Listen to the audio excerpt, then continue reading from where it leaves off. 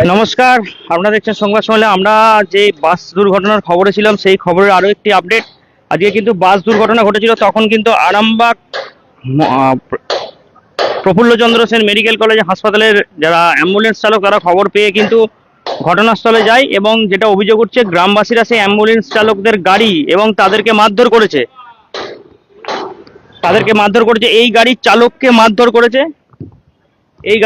মারধর করেছে। সে বর্তমানে এই মেডিকেল কলেজ হাসপাতালে চিকিৎসাধীন। এই যে অ্যাম্বুলেন্স চালক, এই গাড়ির অ্যাম্বুলেন্স চালককে মারধর করেছে, সে মেডিকেল কলেজ হাসপাতালে চিকিৎসাধীন। গ্রামবাসীরা মারধর করেছে এমনটাই কিন্তু অভিযোগ করছে অ্যাম্বুলেন্স চালকরা। এখানে যে কটা অ্যাম্বুলেন্স দেখছেন প্রত্যেকটি অ্যাম্বুলেন্সে কিন্তু গিয়েছিল, কিন্তু আহতদের তার আগে কিছুক্ষণ আগে হসপিটালে চলে আসার কারণে তাদেরকে ফিরিয়ে দেওয়া হয় এবং তাদেরকে মারধর করা হয় বলে এমনটাই অভিযোগ উঠছে। এখানে অ্যাম্বুলেন্স চালকরা সকলেই আছে, তাদের কাছ থেকে আমরা বিস্তারিত জানবো যে বিষয়টা কি। দাদা, এখানে এখানে অনেকগুলো অ্যাম্বুলেন্স গিয়েছিল আদমবাদে, কিন্তু সেখানে গ্রামবাসীরা তাদেরকে মারধর করে। ইতিমধ্যে একজন কিন্তু আরামবাগ মেডিকেল কলেজ হাসপাতালে চিকিৎসাধীন। এই গাড়িটাও গিয়েছিল। বলছি দাদা, আপনিও গিয়েছিলেন তো? কি একটু প্রথম বিষয়টা কি হয়েছিল, কারণ কেন মারধরটা করলো বলতে আমাদের কাছে এখানে খবর এলো। খবর আসা মাত্রই আমরা মিনিট 15-20 মধ্যে গাড়ি নিয়ে 7-8টা গাড়ি নিয়ে চলে গেছি।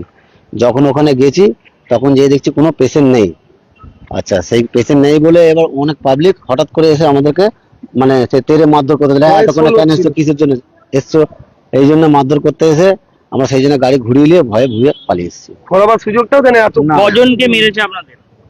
আমাকেও একটু মাথায় মেরেছে। হ্যাঁ, আর একজন আমাদের সামনে যে ছিল সে বেশি আহত হয়েছে, সে ভর্তি পর্যন্ত এখনো আছে। এনার সাথে কথা বলুন। আপনার নামটা? আমার নাম কালীপদ মালিক। আমাদের ইতিমধ্যে একটা ছেলে হসপিটালে ভর্তি হয়েছে, তার এক্সরে চলছে, তার বুকে লেগেছে, তাকে প্রচুর ভাবে মারধর করা হয়েছে। আমাদের যেটা সাধারণ মানুষের কাছে প্রশ্ন, যে আমরা এই যে দুর্ঘটনা ঘটে, আমরা খবর পাওয়া মাত্রই আমরা সঙ্গে সঙ্গে ছুটি যে দুর্ঘটনাগ্রস্ত জায়গায় মানুষকে উদ্ধার করে এনে হসপিটালে ভর্তি করব। কিন্তু আমাদেরকে খবরটা পেতে হবে। বাস অ্যাক্সিডেন্ট হয়েছে 7টায়, আমরা খবর পাচ্ছি 8টায়। এই জায়গা থেকে আমাদের যেতে সময় লেগেছে 15 মিনিট। তার মধ্যে কিছু উচ্ছৃঙ্খল যুবক তারা আমাদের ছেলেদিকে ঘিরে ধরে, যে তোমরা তুই তুকারি করে, গালাগালি করে, খিস্তি করে, যে তোরা এই টাইমে অ্যাক্সিডেন্ট হয়েছে আর এই সময় এসে হাজির হচ্ছিস। তো আমাদের প্রশাসনের প্রতি ভরসা আছে, আমাদের উপনেতৃত্বের প্রতি ভরসা আছে। তেনারা আমাদেরকে আশ্বাস দিয়েছেন যে এর যথাযথ ব্যবস্থা হবে। তা সত্ত্বেও আমরা বলছি যে আমরা কি পরের বার আমরা কোন সাহসে যাব কোনো দুর্ঘটনা জায়গায় মানুষদেরকে রিকভার করে এনে হসপিটালাইজড করা। আমরা চাইছি এর একটা সঠিক বিহিত হোক। আপনারা তো যেটা আমরা জানতে পারছি, আপনারা তো সম্পূর্ণ বিনামূল্যেই আপনারা যান। সম্পূর্ণ তো বিনামূল্যে। ঘটনার খবর পেলেই আমরা, যত অ্যাম্বুলেন্স ড্রাইভার আছে, কানে খবর শোনার মাত্রই আমরা ছুটে চলে যাই। এর মধ্যে অনেক অ্যাক্সিডেন্ট হয়েছে, সতীতলায় হয়েছে, জয়রামপুর হয়েছে, মলয়পুর হয়েছে, আমরা সঙ্গে সঙ্গে ছুটে যাই, আমরা তুলে নিয়ে আসি। হ্যাঁ, তো আমরা সাধারণ মানুষকে বলবো যে আমাদেরকেও সহযোগিতা করুন। আমরা এর জন্য কোনো অর্থ দাবি করি না, বা আমরা অর্থ নিও না বা পাইও নি, বা কেউ দিতেও আসে না। তার জন্য আমাদের কোনোরূপ ক্ষোভ নেই, কিন্তু আমাদের একটাই ক্ষোভ যে আমরা শোনা মাত্র জায়গায় 15 মিনিটে পৌঁছালাম, তার সত্ত্বেও আমাদের ছেলেরা মারধর খেলো, কাঁচ গাড়ি ভাঙচুর করলো। একটা ছেলে হসপিটালে ভর্তি আছে, তার এক্সরে চলছে। তো আমরা এটা কেন করা হলো, এটা কেন করা হলো? যারা এসব কাণ্ড করেছে তারা যেন যথাযথ শাস্তি পায়। এরপরে যে আরো এই যে আপনাদের যাকে মারধর করেছে, কি নাম, কোথায় বাড়ি? ওর নাম হচ্ছে খানাকুলের বাড়ি, ওর নাম হচ্ছে সহিব। তো ওই প্রথমে গিয়ে হাজির হয়েছিল, পরপর সব গাড়ি ছিল, ও প্রথম লাইনে ছিল। হ্যাঁ, তো আমার নাম প্রবীর হাটি। আমি মেরেছে? হ্যাঁ, আমাদের গায়ে হাত দিয়েছিল ওরা। তো আমাদের প্রথম গাড়ি যখন ঢোকে তখন ছোট গাড়ি ঢুকে সোয়েবের গাড়িটা, সোয়েবকে প্রথমে মারধর শুরু করে দেয়, চড়থাপ্পড় করে মারতে শুরু করে, কিল ঘুষি। তো গাড়ি থেকে নামিয়ে ওকে আবার দু সাইড দিয়ে টেনে নিয়ে চলে যায় একজন। আবার গাড়ি ঘেরাও করে আবার পরে অনেকক্ষণ আটকে গেছিল। তারপরে গাড়িতে আমি ছিলাম, আমাকেও দু এক থাপ্পড় মেরেছে, পরের গাড়ি মেরেছে। আর আমাদের পুলো বলে একটা গাড়ি ছিল, সুরক্ষা অ্যাম্বুলেন্স, ওকেও মেরেছে। থানায় অভিযোগ করছেন আপনারা? হ্যাঁ, আমরা থানায় অভিযোগ করবো। তাহলে আগামী দিনে যদি এই ঘটনা ঘটে আপনারা তো আর যাবেন না? না এরকম ধরনের ঘটনা যদি ঘটে, আমাদের পুলিশ যদি প্রশাসন যদি আমাদের প্রোটেকশন দিতে না পারে, আমরা যাবো না এরকম ঘটনা।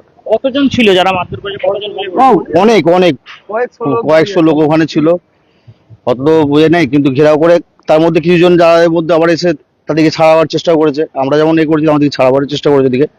আর সব থেকে যারা ক্ষিপ্ত ছিল ওই লোকাল পাড়ার ছেলে। একটা ছেলেকে চিনতে পারা গেছে। একটা ছেলেকে চিহ্নিত করা গেছে, ওই মোটামুটি চেনা আছে, ছবি করা আছে। বলছি পুলিশ কি বলছে, স্টেপ নেবে কিছু? পুলিশ প্রশাসনকে বলা হয়েছে, তারা বললেন যে এটার পরিপ্রেক্ষিতে কোনো না কোনো স্টেপ নেওয়া হবেই, এইটুকু বলেছে। আমাদেরও আস্থা আছে প্রশাসনের উপরে, যে কি করে দেখা যাক। কিন্তু যেটা করেছে ওইখানকার গ্রামের লোকেরা, সেটা খুব খারাপ লাগছে। আমরা কি ভরসায় যাবো, কোন সাহসে যাবো? এরপরে যে কোনো বাস অ্যাক্সিডেন্ট হলে, কারোর কিছু বিপদ হলে, এই এতগুলো আমাদের 30খানা গাড়ি থাকে এখানে, নিঃস্বার্থে বিনা পয়সা, কোনো টাকার মূল্য নিই না, কারোর কাছে চাহিদাও করি না, চলে যাই আমরা সবাই এক কথায়। কি করে এর পরের বারে কি করে এরকম হবে? 8টায় খবর পেয়েছি, অ্যাক্সিডেন্ট হয়েছে 7টায়। তারপরে যাবার পরে আমাদেরকে এত মা বোন তুলে এত বাজে বাজে ভাষায় ব্যাক করতে পারি না, এরকম অবস্থা। আমাদের এটাই দুঃখ। আমরা তো বললাম প্রথমেই যে একটি ছেলে আমাদের, সে এখন হসপিটালে চিকিৎসাধীন, তার এক্সরে চলছে, সে অ্যাডমিট আছে। তো আমরা প্রশাসনের কাছে আপনাদের মাধ্যমে অনুরোধ করব যে এর বিচার করে শাস্তি চাই, অবশ্যই চাই। না হলে আমরা আগামী দিনে যেতে সাহস পাবো না। মানুষ সুস্থ থাকুক, মানুষ ভালো থাকুক, মানুষ সুন্দরভাবে ঘোরাফেরা করুক, কিন্তু দুর্ঘটনা বলে হয় না, কয়ে হয় না। আমরা খবর পাওয়া মাত্রই হাজির হচ্ছি, তো আমরা খবরটা পাবো কি করে? তাহলে ওইখানকার লোককে বলবো যে তাহলে আগে আমাদেরকে খবর দিন। আজকে একটা ছেলে উদ্ধার করতে যেয়ে সে হসপিটালাইজড হলো, তার বেশি কিছু হলে কে সামাল নেবে? আমরা প্রশাসনের কাছে অনুরোধ করছি, এর একটা যথাযোগ্য ব্যবস্থা করুক, এবং যে ছেলেগুলি করেছে, যার নেতৃত্বে করেছে, তাকে শাস্তি দেওয়া হোক। আর গোটাই দেশে সব ড্রাইভারের উপর দিয়ে চলে। আমার নাম প্রবীর হাটি। বন্ধ করে তাহলে কি হবে? আমরা এখানে দেখাচ্ছি যে এই অ্যাম্বুলেন্স চালকরা কিন্তু যখনই শোনেন যে কোথাও অ্যাক্সিডেন্ট দুর্ঘটনা ঘটেছে, হ্যাঁ, আমি অ্যাম্বুলেন্স স্টাফ, ওই গাড়ির ওই গ্রামের লোকেদের অত্যাচার গাড়িওয়ালার প্রতি প্রচন্ড। যখন তখন ওরা গাড়িতে বাসে ওঠে, 2 টাকা ভাড়া দিয়ে যেতে চায় মুতরাঙা, চা খেতে যাবে। ওরা মানুষের সাথে এরকমই অপব্যবহার করে। আমি ওই সময় ছিলাম, ঘটনা ঘটেছে 7টা 20-তে, আমি ওখান থেকে 8টা 10 নাগাদ উঠে চলে এসেছি, যেহেতু ঘটনা শুনেছি যে পুলিশে অ্যাম্বুলেন্স ডাকবে, অতএব আমাদের অ্যাম্বুলেন্স লাগবে, সেই হেতু আমি অ্যাম্বুলেন্স ড্রাইভার বলে আমি চলে এসেছি তৎক্ষণাৎ। কিন্তু তারপরে এখানে এসে দেখি এই ঘটনা ঘটেছে। আমার নাম বাবুল হোসেন। আমরা দেখাচ্ছি এই যে অ্যাম্বুলেন্স চালক, যেটা আমরা বলছিলাম যে অ্যাম্বুলেন্স চালকরা যখনই কিন্তু কোনো দুর্ঘটনা ঘটে, তখনই কিন্তু নিঃস্বার্থ কোনো ভাড়া দিয়ে নয়, তারা কিন্তু বিনা পারিশ্রমিকে ছুটে যায় ঘটনাস্থলে, কিন্তু সেখান থেকে আহতদেরকে উদ্ধার করে হসপিটালে নিয়ে আসে। কিন্তু সেই অ্যাম্বুলেন্স চালকদেরকে আজকে তারা অভিযোগ করছেন তাদের গাড়ি ভাঙচুর এবং মারধর করা হয়েছে। ভবিষ্যতে তারা আদেও এর পরবর্তী কোনো দুর্ঘটনা হলে যাবে নাকি, সেই নিয়েও সংশয় প্রকাশ করছে। যদি প্রশাসন কোনো ব্যবস্থা গ্রহণ না করে, তারা কিন্তু আগামী দিন থেকে কোনো দুর্ঘটনা ঘটলে তারা যাবেন না, এমনটাই কিন্তু দাবি করছেন।